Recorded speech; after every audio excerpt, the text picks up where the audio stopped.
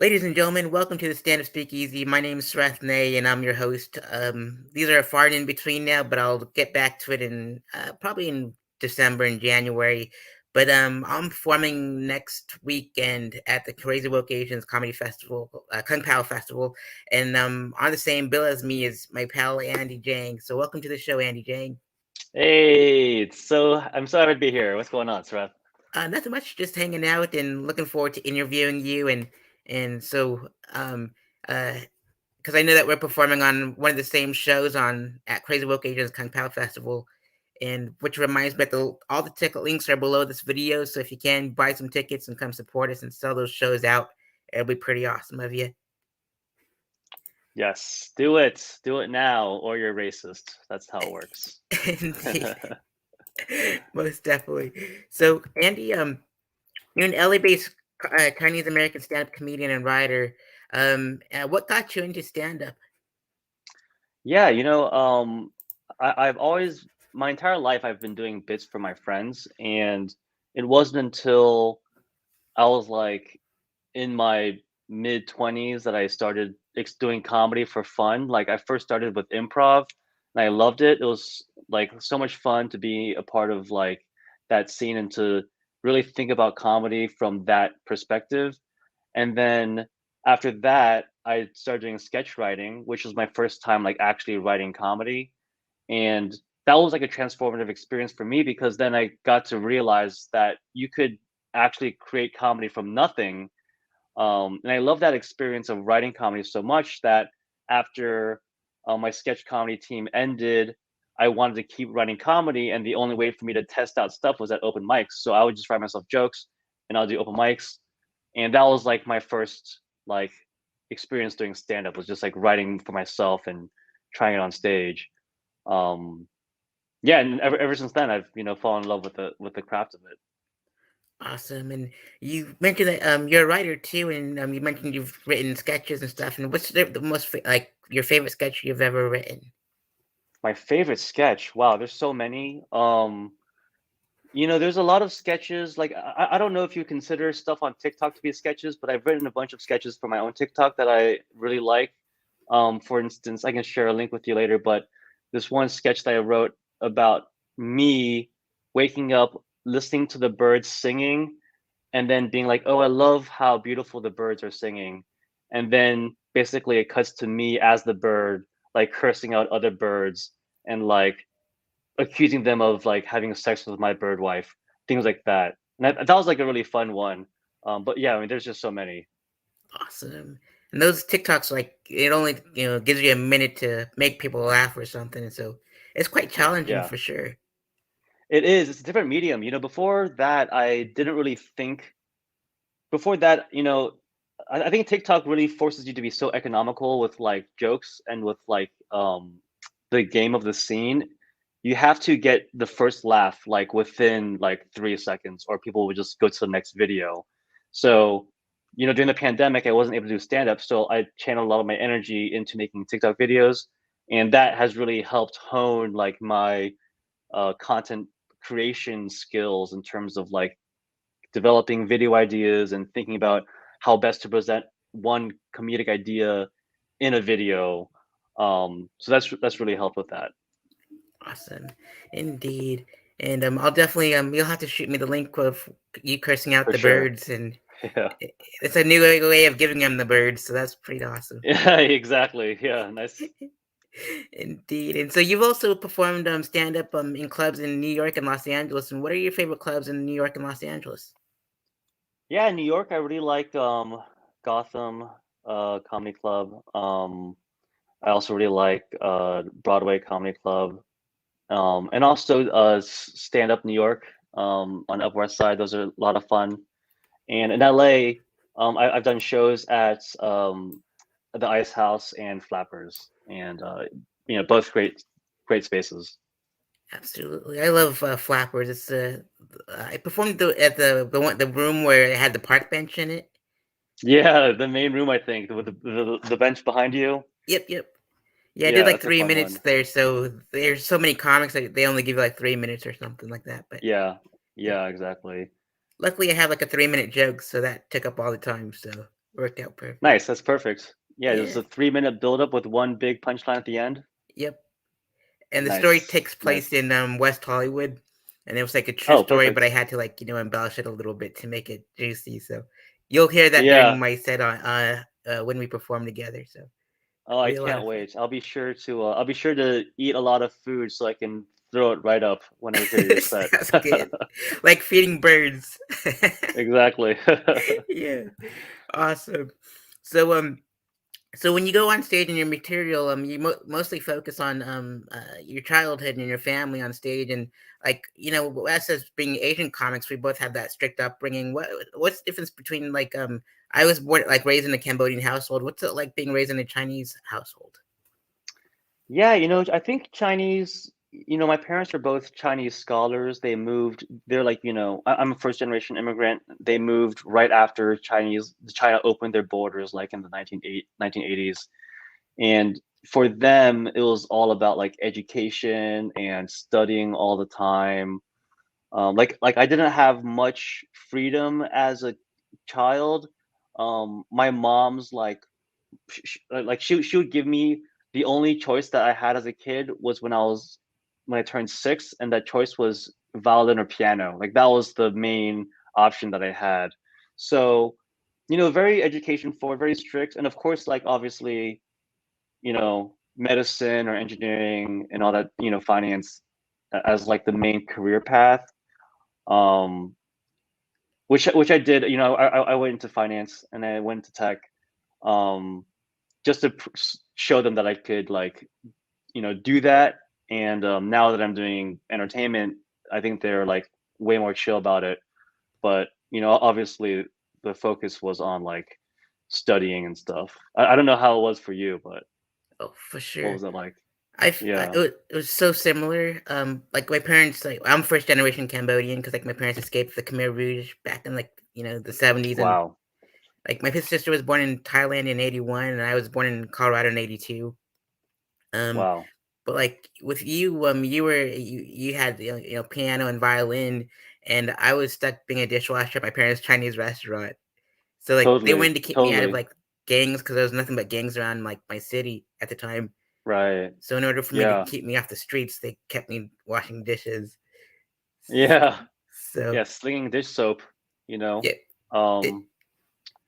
Yeah, I mean, yeah, that's a big difference, because my parents were scholars, so they were like, we didn't have any restaurants or anything, and they're both like engineers, so very nerdy shit, and they wanted me to like go into the same path of like, textbook nerdy stuff, but yeah, totally, I totally hear that. most definitely. And my parents forced me to like for my major in college, they wanted me to do like computer science and business management and take over their restaurant, and like I didn't like all the math and science involved in those subjects or those majors. And I'm like, just put me in mass comm where there's hardly any math and science, and I'll just get a degree and get out of there. And then Yeah, I'm glad it did because like I followed in like I went to entertainment as well, and so I'm kind of stuck here. And now that they saw me perform stand up once, and they're like, we just don't get it, but we'll support you. So that worked that's out. nice. Yeah. That's nice. How did you end up in Daytona Beach in Florida? Oh, I started well I moved back home to Colorado after my LA days, and like my parents were getting old, and since I was like the only one that wasn't get having any kids or like settling down, they're like I gotta take care of them.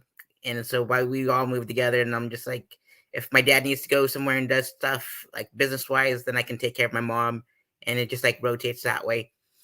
And so that's how I got stuck here. And I was like really bitter because I was like, I'm leaving all my friends and family in Colorado. And but turned out that the comedy scene here is really dope. Like I live in the middle of like Orlando, Jacksonville, and Daytona Beach, like an hour away in each direction because there's no mics in my city. So I got to drive an hour just Yeah, to do 5 minutes like each direction, and it never totally. snows, so like none of my shows ever get canceled. And even during the pandemic, they stopped like the world for 4 months, and then it was back to normal again. It's just Yeah, wild. that's crazy. Yeah, Well, it's but good that's to what hear brought me that, to Florida. So yeah, no, it's good to hear that, that you got three scenes that are close by. It's nice.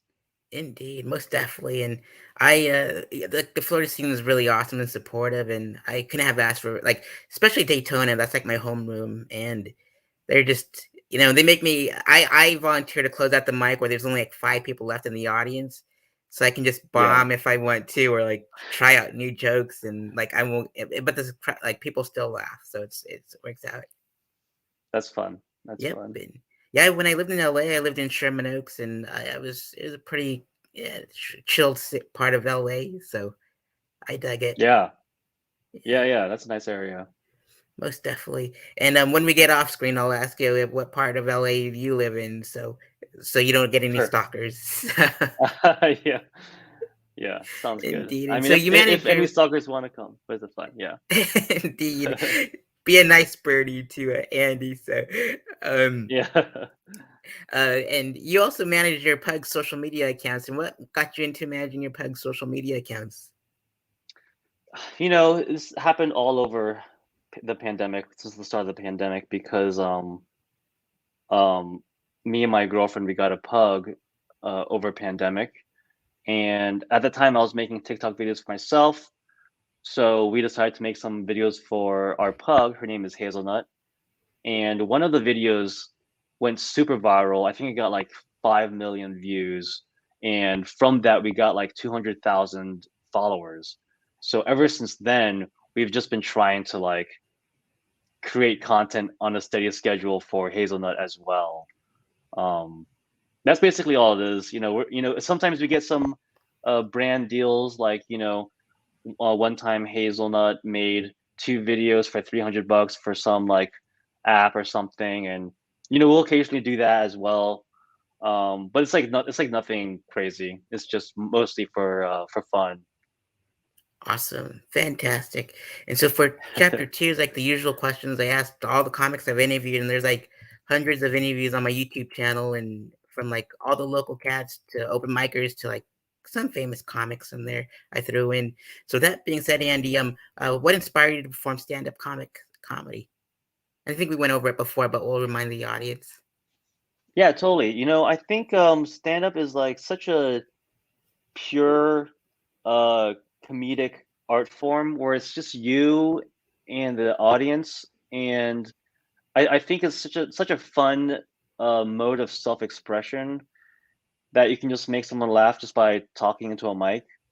And I think that's what really drew me to it because like I did some improv and that was fun, but like you're with other people, I think it's more fun to just just have yourself on stage and tell us jokes and stories from your own point of view. And I think that's been the most fun, rewarding experience of stand up. Most definitely. Indeed. And what was the feeling like when you first performed stand-up? Like my first open mic. Yep. My first open mic, so I started in San Francisco. My first open mic was at, I think they closed it down. I think it closed down over the pandemic, which is really sad, but it was at the um, Brainwash Cafe, which was this institution in SF. And basically, it's a laundromat cafe, but they also have open mics there, which sounds absurd because it is absurd. And I remember my first time there, I signed up. It was one of those you get there, you put your name on a list. I don't think it was a bucket or lottery. And I remember like it was maybe an hour and a half or almost 2 hours into the mic. People started leaving. My friend was there. He stayed the entire time to watch me. And I went up, and I had written like a handful of jokes. Um, and I would just recite each joke, like just really focusing on making sure I said the words in the right order. Like I wasn't present on stage at all. I was just like just try to remember my jokes. And I think I may have gotten like one or two laughs, but afterwards I was like, this is something that I want to keep doing because it was just so fun to make random people laugh, just with your own material. I thought that was the most fun. Most definitely. I've been to like San Francisco a couple times. I remember how like cloudy and foggy it was. I think it's because Yeah, of marine it's layer or always something. Yeah, it's always called the fog. Yeah, it's always foggy there. most definitely. Indeed. And what are some of your favorite comedy specials and comedy record albums? Wow, okay. Um, there's so many. Let's see. You know, I obviously George Carlin. I think he was such a big influence when I was a kid listening to his comedy albums, like the Seven Things You Can't Say on TV, like that sort of stuff. I think that really like uh I was able to that really like challenged my assumptions of society, and it made me realize what the kind of function comedy has in this world in challenging our beliefs. That's definitely one of them. I will have to say Louis C.K. hilarious. I think this was like in 2006 or something. I forget exactly when, but I thought that entire album, I was laughing the entire time. It was such a good album. So many great bits. I think he had that. I think he had that bit where it was like the biker in the car door. I don't know if you remember that one, but I think that was from that album. Um, yeah. Oh, there's so many. Those are the ones that really stick out. Yeah. Most definitely. And George Carlin's been on like TV and film, and what are your favorite sitcom sketch shows and comedy films? I loved Wedding Crashers. I loved Wedding Crashers. It was just so silly and dumb. But that I was laughing the entire time. Also, Zoolander, that's a classic movie. They don't make movies like Zoolander anymore. It's really sad, but that was one of my all-time favorites. And I also really liked Superbad. I thought Superbad was great. Really, really, it was such a relatable movie, I think, and also so many like funny moments from that movie. Um, and then TV shows. Oh, there's so many TV shows. Funny TV shows. Uh, Most recently, I just finished watching Fairfax on Amazon Prime, which if you haven't seen, if you like the whole hype beast clout chasing culture, definitely check out Fairfax. It's like an adult animated comedy.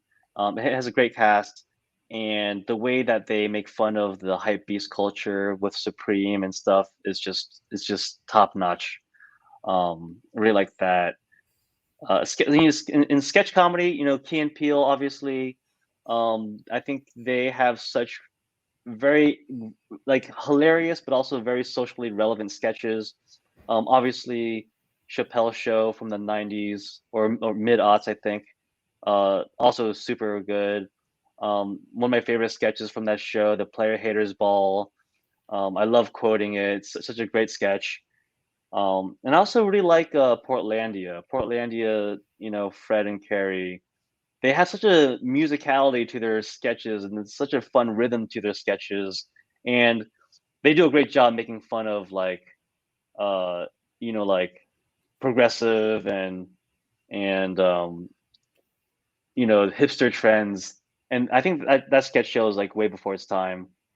Um, yeah, I think that covers most of the ones. Oh, also, yeah, Mr. Show, David Cross and Bob Odenkirk, so good. Um, I think that is it. Yeah. Awesome, fantastic, and yeah, the player haters ball gets me every time. Like Ice T's It's all so hate, good. hate, hate, hate, hate, and Yeah. like my favorite's like the our fellow Asian player hater, like Yeah, yeah. it's The Korean one. good stuff, and like Yeah. the racial draft was another favorite when like the Asians Oh, that was drafted a their good Wu one. Tang Clan. It was like so awesome. Yeah, yeah. There was nothing on TV at the time, that was doing that sort of stuff. So it was all great. Yeah, most definitely, and speaking of Chappelle and all those other comics you mentioned, um, if you can go on tour with any local comic and internationally known comic, which comics would you go like to go on tour with? I mean, I would love to go on tour with like Ronnie Chang or Jimmy O Yang. I think they're both super funny. Or like Joel Kim Booster, um, my fellow Asians. I think they're all so funny, and it'd be great to just like hang out with them, really, just to kick it.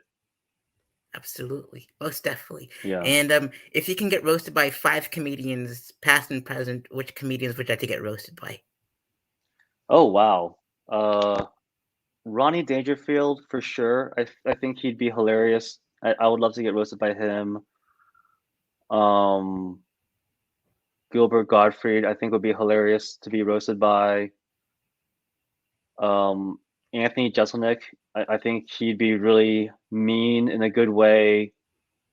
Um, Andy Sandberg, I think he did that one roast show where did an anti roast where he was like not being mean, but it was still funny.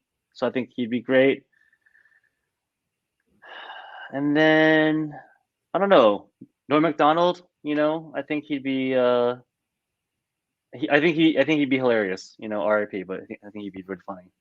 Most definitely. God rest most of their souls that have passed on, and I love like Norm when he was in Dirty Work. That's like one of my all time favorites. Yeah, Yeah, so good. That was excellent. indeed. And where do you see your comedy journey in the next 5 years? I'm not sure. Just keep getting on stage, keep, you know, coming up with new material. I think my goal, like a goal for me, really is just to have like an hour and maybe get it recorded a special or something. I think that'd be a lot of fun. Doesn't have to be like, doesn't have to be like bought by HBO or Netflix or anything, but I think just having like a body of work that I can like that has been produced that I can show people, I think that would be awesome. Most definitely, indeed. And so, you've tried improv and sketch and stand up, and which other forms of comedy would you like to venture off into, like acting and directing, etc. Totally. Yeah, I think for me right now, my only other one that I'm really like focused on is screenwriting. So like I have a few half-hour comedy pilots that I've written that I'm trying to like get in front of like production companies and stuff. Um so like, trying to become a staff writer, trying to get in the writer's room and eventually becoming like, producer or having my own production company and making like TV or film. I think that would be like an awesome goal to have, you know. Most So that's something I'm working towards. Yeah. awesome. And what experience would you like your audience to take with them after a set is over? After my set, I just want them to. One thing I want them to think about is like how weird it is to be Chinese American, especially because China is such a big part of global economics and international affairs.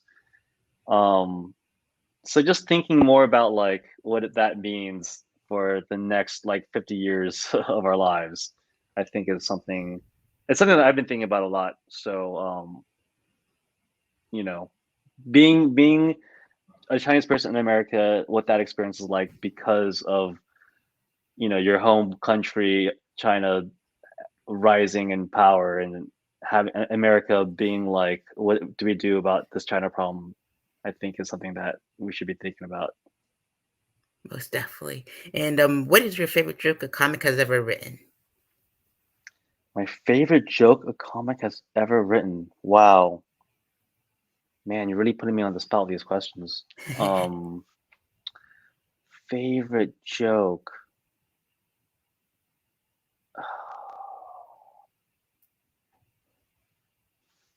My favorite joke, I think I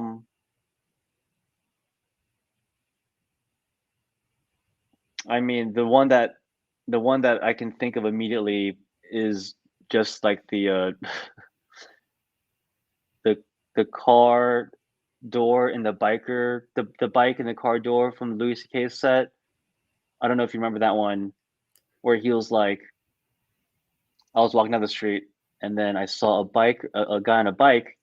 He was biking in the bike lane, and then he saw a car driver driving the car about to open his door, and only he could see that, and it was like the universe just only wanted him to see that they're about to collide, and he couldn't think of anything fast enough to say anything to stop either of them from hitting each other. He couldn't think of anything fast enough, So he just yelled out, "Bad thing." That's a joke. Awesome. Good stuff. Yeah. And so uh yeah, so for this next portion of the show, I'd like to put like Asian comics like us on the map because right, we're so Nice. underrepresented. And so with that being said, which five Asian comics would you like to see as a featured guest on my show, Stand Up Speakeasy? Yeah. You know, there's so many, and think of five. Um, One of them, my good friends, Esther Chen. She is a stand-up in New York. This Taiwanese comic. Um, she's great, and she's also an actor. She does a bunch of other projects. Um, Esther. Um, oh, there's so many. um, I'm just thinking about the people on our bill right now. Let me take a look. Sounds great. Oh yeah, my friend Entree Tran in New York too. The stand-up, the Vietnamese stand-up. He's also great. Um, Mike Kim, who I found on TikTok, and I haven't met him, but he seems like a funny dude. He's also on our show, and I'm excited to meet him in person. Um, so him for sure. Um, and then Non Kuramoto, this Japanese stand-up comic who I met in New York. She's great. And oh wow, last one. My friend. Let me see. Let's see who else. My friend. Let's do. Um, my friend Michelle Twan. She is also in LA, also stand up, and yeah, she's great too. She's great. Awesome. I'm glad there's such a variety, like from China to Korean to Vietnamese, and it's so cool to see like in Cambodian, of course, and just seeing all Yeah. of us like being part of Crazy Woke Asians Kung Pao Festival, and with that being said, there's all the links are below, so make sure you buy all the tickets up and sell those shows out and come see us, and all that rad stuff. And Andy's information is on the bottom too, so make sure you follow him on Instagram, TikTok, Twitter. Donate to him on Venmo because the pandemic was hard on all of us, and so and plus comics, us comics rarely get paid, so it'd be another It's way of true. paying us. So, Andy, are there any final words you'd like to give out to the audience at home? Thanks for watching. It's been a real treat, and yeah, the stay awesome, stay perfect. Awesome, fantastic. I'm gonna follow you on Twitter, and I'm not on TikTok, so and all that jazz. So, if you like No worries. subscribe on my channel. I'll subscribe back. Turn on the notification bell, comment and share, and we'll see you on the next episode of the Stand Up Speakeasy. Be well, everyone.